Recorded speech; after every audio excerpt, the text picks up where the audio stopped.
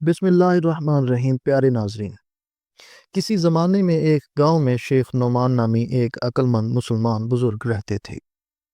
ان کی دانائی دور دور تک مشہور تھی اور لوگ اپنی مشکلات کے حل کے لیے ان کے پاس آتے تھے۔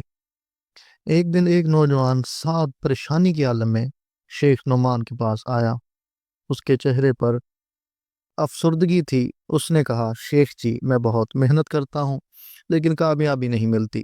میں دیکھتا ہوں کہ دھوکہ باز اور بے ایمان لوگ ترقی کر رہے ہیں، جبکہ میں اپنی دیانتداری کے باوجود مشکلات میں ہوں۔ کیا یہ انصاف ہے؟ شیخ نعمان مسکرائے اور کہا، بیٹا، میرے ساتھ چلو۔ وہ دونوں گاؤں کے کنارے ایک پرانے درخت کے نیچے جا بیٹھے۔ شیخ نے سعد سے پوچھا، یہ درخت کیسا لگتا ہے؟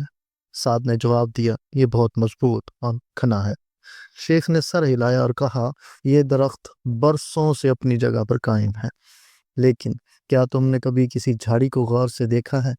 وہ تیزی سے بڑھتی ہے لیکن کمزور ہوتی ہے اور تھوڑی سی آندھی میں اکھڑ جاتی ہے۔ سعد نے سر ہلایا۔